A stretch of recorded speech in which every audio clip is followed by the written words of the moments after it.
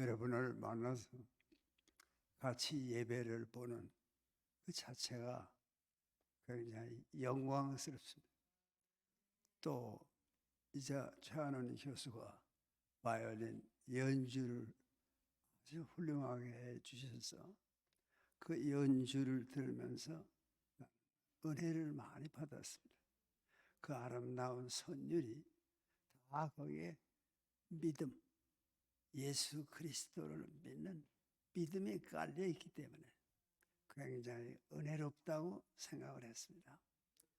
그런데 오늘 여러분께 내가 간증하려는 것은 예수가 누구냐 하는 질문을 여러분이 받았다고 합시다. 예수가 누굽니까? 그저 좋게 말해서 모르는 사람은 없어요. 다 예수가 누군지 안다고 그래요. 그러면 어떤 사람은 소크라테스까지 넣어서 한 4사람의 성현, 아주 거룩하다고 볼 만한 스승이 인류의 역사에 있는 거 아니냐? 그 중에 무슨 어떤 사람은 소크라테스도 넣지만 공자 이런 사람, 부처 이런 사람, 또 예수도 그런 인물 중에 하나라. 그렇지만 정답은 아니죠. 예수가 누구냐 할 때 그런 스승들 중에 한 사람이다. 그렇게 보는 사람도 있겠지만 정답일 수는 없죠. 예수가 누구냐 하는 대답 하나가 인간의 운명을 결정합니다. 예수가 누구냐 하는 걸 훌륭한 스승 아니야. 역사의 스승은 많습니다. 그러나 예수가 그리스도라는 것은 무슨 뜻인가 그러면 하나님 자신이 인간의 역사 속에 나타나셨다고 말해요. 그건 예수 그리스도는 훌륭한 인물입니다. 그건 대답이 아니고 예수 그리스도는 누군가 하나님께서 특별히 보내신 세상을 이처럼 사랑하사 독생자를 주셨으니 그분이 예수씨. 보통 훌륭한 스승이 인간의 역사 속에 오신 건 아니거든요. 우리가 잘못 알고 말이에요. 그죠? 보통 사람한테 물어보면 훌륭한 사람 아니냐? 그거는 틀림이 없어요. 예수가 나쁜 사람이다 이렇게 말하는 사람은 없어요. 훌륭한 사람이지만 그 성격이 어떤 분이냐? 여러분이 오늘 기도원을 찾아와서 기도 드리는 것은 예수가 그리스도이신 것을 믿기 때문입니다. 주께서 친히 말씀하시기를 나를 믿는 자는 아버지를 믿는 거다. 나를 본 자는 아버지를 본 것이다. 그건요, 역사의 가장 놀라운 말씀입니다. 이 인간 사회에는요, 사람들이 왔다 갑니다. 훌륭한 사람이 왔다 갈 수 있죠. 소크라테스도 훌륭한 사람이고, 석가도 훌륭한 사람이고, 공자도 훌륭한 사람이죠. 그러나 예수라고 하는 그리스도가 인간의 역사 속에 오신 것과는 비교할 수 없습니다. 예수께서 오신 건요, 하나님께서 우리를 사랑하시기 때문에 독생자 예수 그리스도를 우리 가운데 보내셨습니다. 왜 보내셨는가? 저를 통해서 구원을 받을 수 있도록. 예수가 무엇 때문에 그렇게 생각이 되느냐? 보통은 보통 사람 아니냐? 그러나 보통 사람일 수는 없는 인생을 사셨다고 말해요. 또 사신 것뿐만 아니라 예수 그리스도는 이 역사 속에서 부활하신 유일한 인물이란 말이에요. 그러니까 예수가 아니면 그런 놀라운 일을 할 수가 없는 거니까. 그래서 우리가 늘 기쁘게 오늘 이 자리에 모이는 것은 역사의 승리자가 누구냐? 그러면 예수 그리스도. 그분이 승리자라고 말해요. 그래서 끝에 뭐라고 그러셨는가? 너희가 세상에서는 환난을 당하나 담대하라. 내가 세상을 이겼노라. 내가 세상을 이겼노라. 그래서 그 새로 번역한 데는요, Victory is mine. 승리는 내 것이다. 예수를 믿으면 인생을 승리하는 거예요. 패배자가 되지 않고 승리자가 되는 거예요. 그러니까 뭐를 하든지 승자가 돼야지 패배하면 안 되잖아요. 그러니까 우리가 오늘 모여서 기도하는 까닭은 우리가 승리한 사람, 내가 세상을 이겨노라. 여러분, 세상에 지면 안 돼요. 이 세상에는 여러 가지 어려움이 있는 건 사실입니다. 우선 이 세상에 먹고 살기가 힘들어요. 먹는 것 때문에 고생 안 해본 사람은 모르지만요, 또 근래에는 먹을 게 넉넉한 세상이 됐지만 우리는 일제시대를 살았는데 아주 어려웠습니다. 우리는 6.25 사변을 겪었는데 아주 어려웠습니다. 그 일제시대 말기에 배급을 줘요. 먹을 걸, 쌀을 못 주고 대두박, 그 콩 기름 짜고 그 찌꺼기가 대두박인데 그것도 배급을 줬습니다. 그거 삶아 먹고 산 적이 많죠. 어느 지역엔 뭘 주고. 그런데 쌀밥을 먹어본 지가 일제 말기에 얼마 안 됩니다. 쌀밥을 어떻게 먹습니까? 그런 세상을 살았어요. 그리고 사실은 전체적으로 가난했기 때문에 저녁 끼니를 끓일 쌀이 떨어지는 경우가 많았습니다. 보통 사람들은요. 근데 그걸 예수 믿는 사람은 어떻게 이겨냈는가? 그러면 실제로 아는 건 뭔가 아니에요. 예수를 믿는 사람은요, 굶어 죽지는 않아요. 그걸 경험으로 아는 거예요. 하나님이 반드시 먹여 살리신다고 말이에요. 그런데 쌀 떨어지면 굶어 죽지 도리가 없지 않느냐? 그거 모르는 소리예요. 쌀이 떨어져도 예수를 믿는 사람은 반드시 사는 길이 열려요. 그거는 기적입니다. 우리처럼 어려서부터 그런 경험이 많은 사람, 집에 저녁 끼니를 끓일 쌀이 떨어져요. 그러면 보통 사람들은 자포자기하잖아요. 먹을 것도 될 대로 되라. 우리 어머니는 예수를 믿으시기 때문에 포기하는 일이 없어요. 하나님이 아무런 우리를 굶기시겠냐? 두고 봐라. 하나님께 대한 믿음이 있어요. 그게 예수 믿는 사람의 특색이에요. 그러면 대개요, 저녁 끼니를 끓일 쌀이 없으니까 굶어야 되잖아요. 그죠? 그냥 굶겠구나. 굶지 않아요. 5년, 10년 얼씬도 안 하던 사람이 자루에 쌀을 한 말은 아니라도 몇 대박을 넣어서 지구 대문으로 들어와요. 오래 찾아뵙지 못했습니다. 그 쌀로 밥을 해서 먹고 사는 게 그것이 예수 믿는 사람의 삶입니다. 그러니까 믿어야 되잖아요. 쌀 떨어졌다. 이제는 굶어 죽겠구나. 굶어 죽으면 안 돼요. 하나님은 여러분을 통해서 영광을 받으셔야 되니까.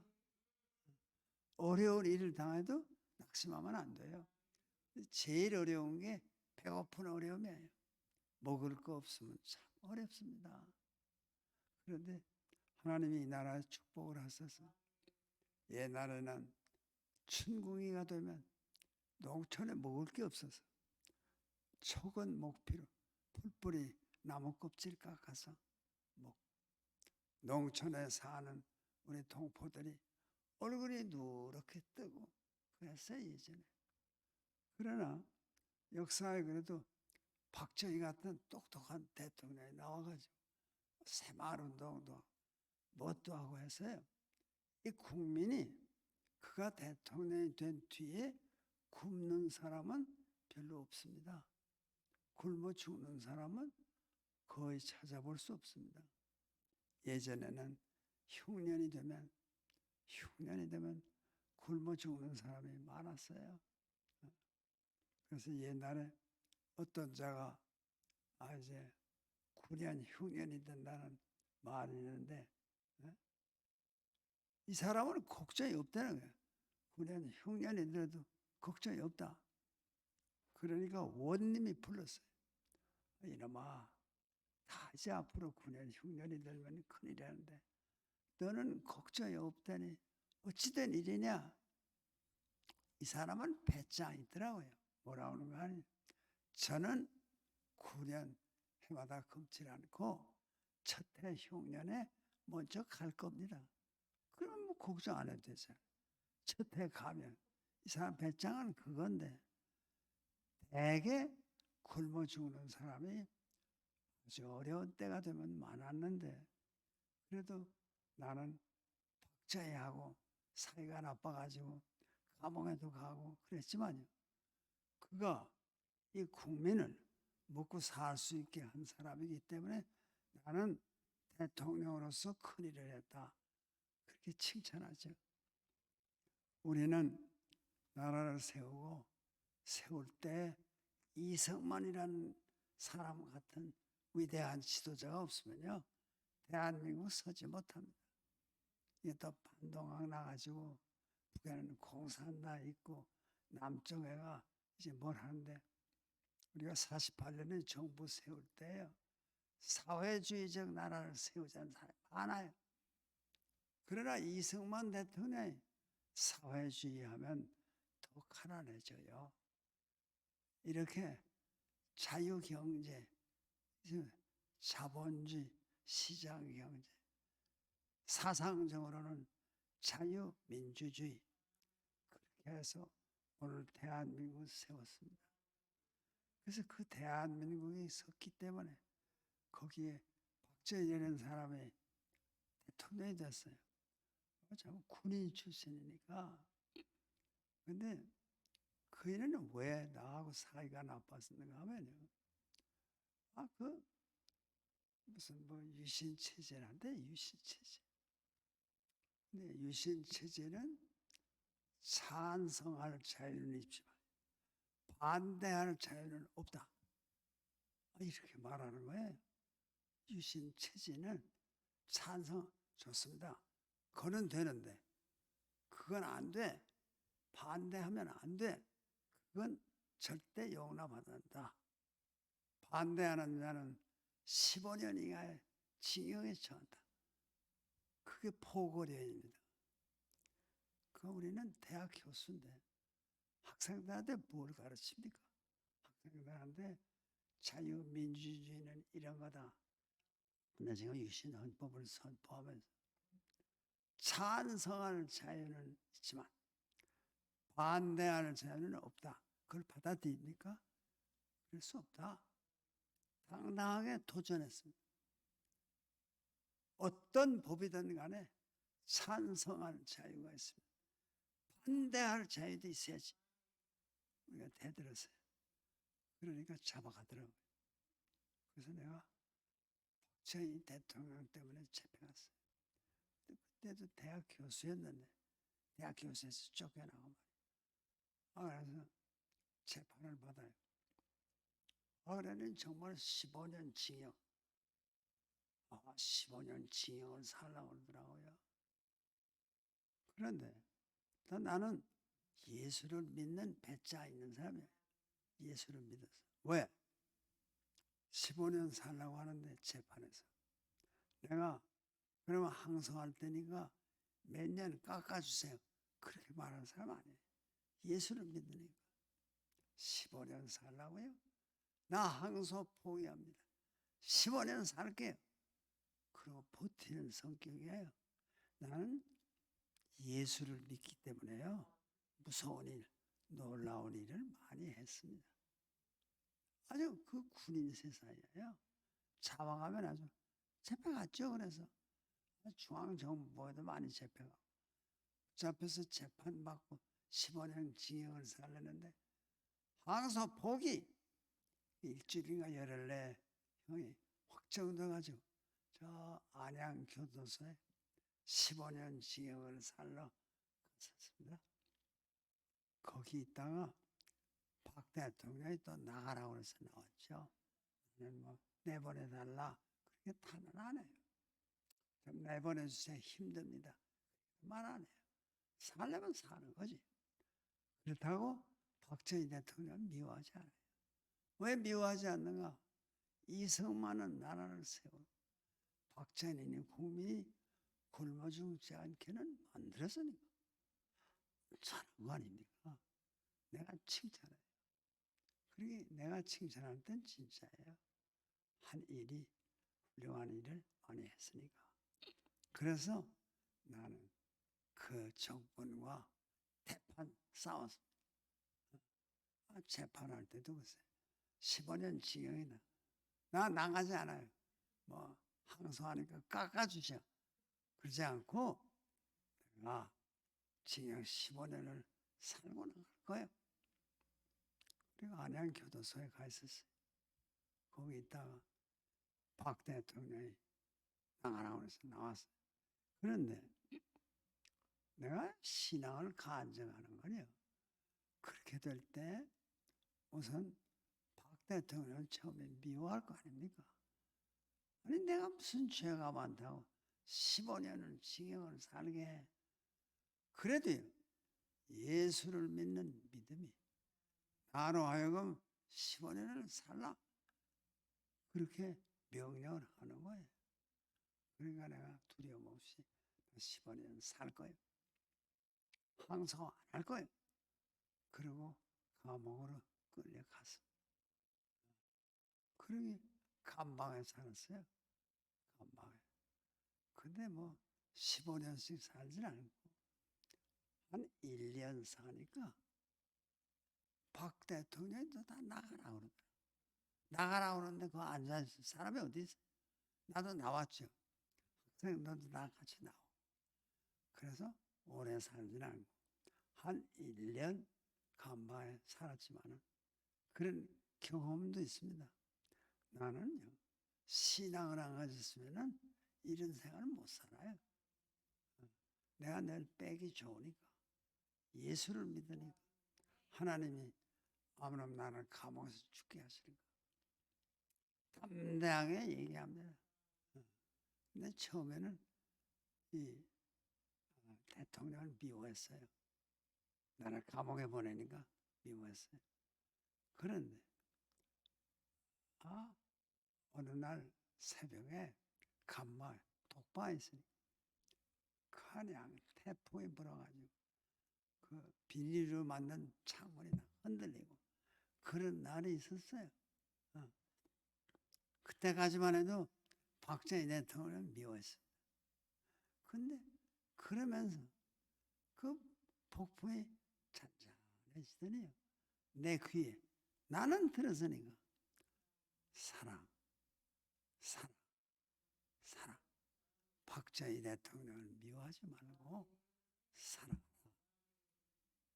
그때부터 나는 사랑하게 됐어요. 하나님이 내가 그런 능력을 주신 거예요. 박정희 대통령도 사랑하라. 그래서 보통 사람들은 내가 박정희 대통령을 미워하는 줄 알아요. 나는 박 대통령 칭찬도 하고 그 딸 이 박근혜 대통령을 지내니까 지금 감옥에 있잖아요. 그래서 문재인 대통령 뭐 박근혜 대통령 석방해요. 내가 그렇게 부르짖는 사람이에요. 왜? 당신이 말이야 임기 중에 박근혜 대통령 석방하지 않으면 그 자리에 당신이 임기 끝나고 당신이 들어가 또 앉아있게 돼. 쪼그리고 앉아.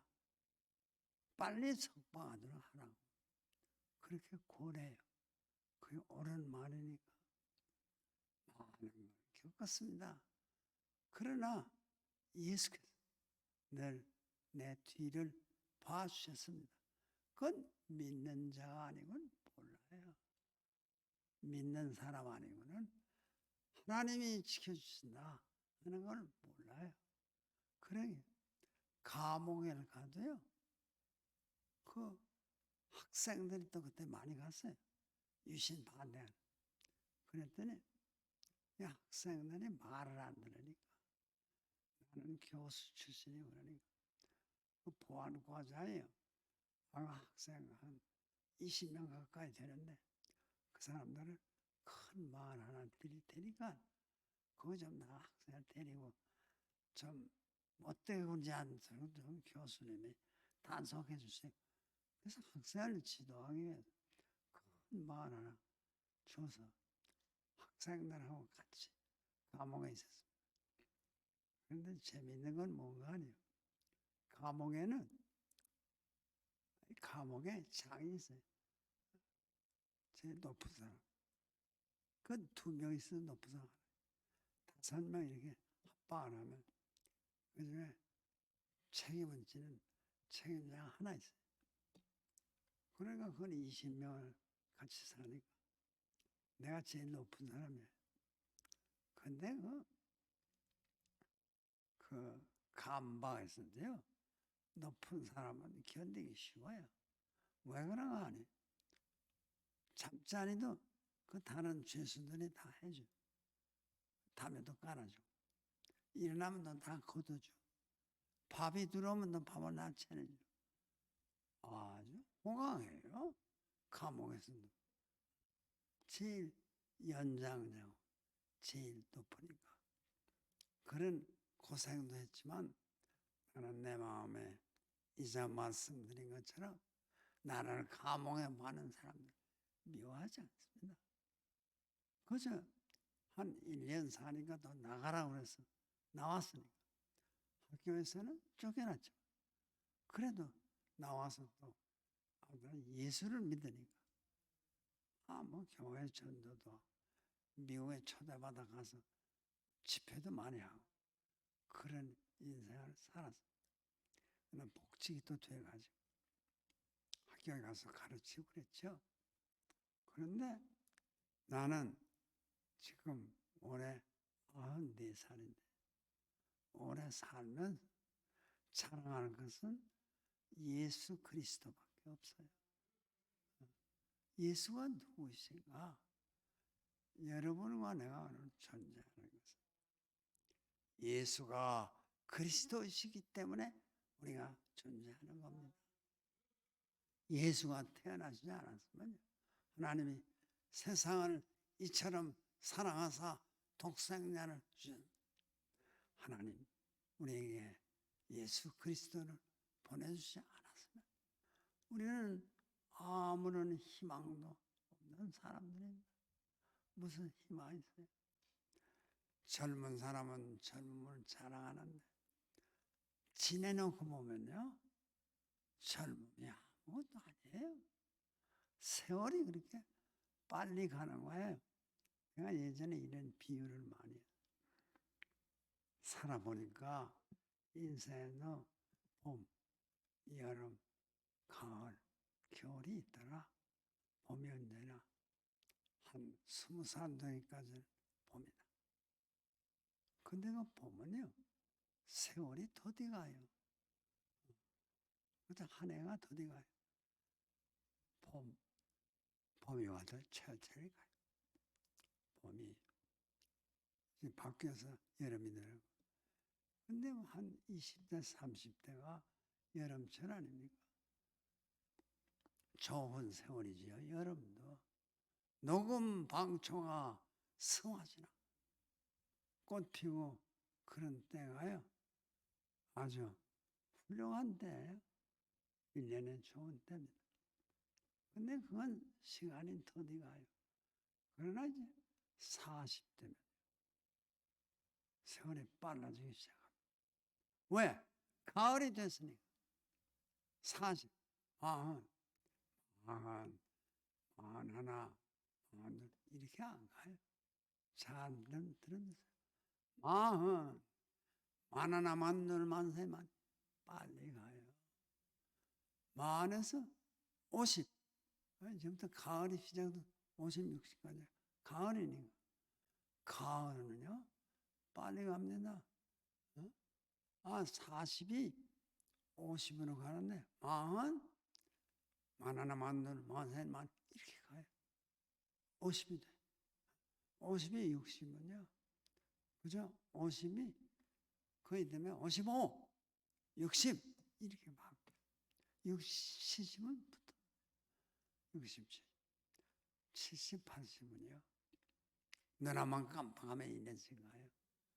그래서 70 지나고 몇 년, 몇 번 껌뻑껌뻑 했더니 80 지나.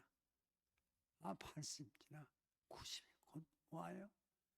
그래서 오늘 내가 94살이나 된 노인이나 그러나 나이가 들어도 걱정 없는 사람은 예수를 믿는 사람이야. 왜 그런가? 모든 사람이 늙는 걸 왜 싫어하는가? 그러면 늙으면 떠나야 되겠다.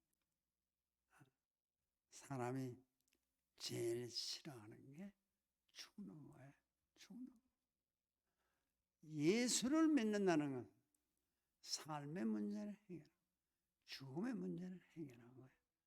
이제 94시 돼서 주님이 부르신 나를 기다려요. 그걸 뭐 우울한 마음을 기다리지 않아요. 그것이 또 영광스러운 날이니까.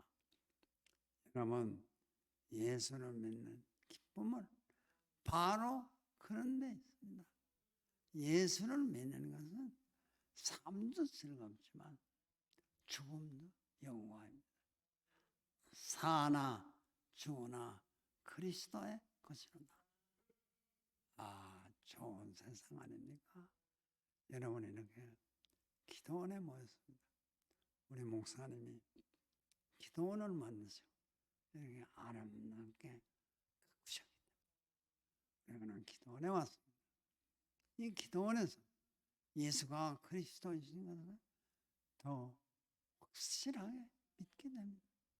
그 믿는다는 것이 우리를 승리의 길로 이끌고 예수가 그리스도이신 것을 믿는 것 보통 훌륭한 스승이 아닙니다. 예수는 그리스도십니다. 그 그리스도를 믿어서 오늘 산 이 세상 또 영원의 생명 그것을 나 주님이 허락하셨습니다. 여러분 기쁜 마음 오늘은 산 내일을 산 주께서 부르실 때 네 제가 여기 있습니다. 그리고 떠나는 영리 있는 크리스찬들이 되기를 바라면서 네 간증을 오늘은 여기서 끝내도록 하겠습니다. 고맙습니다.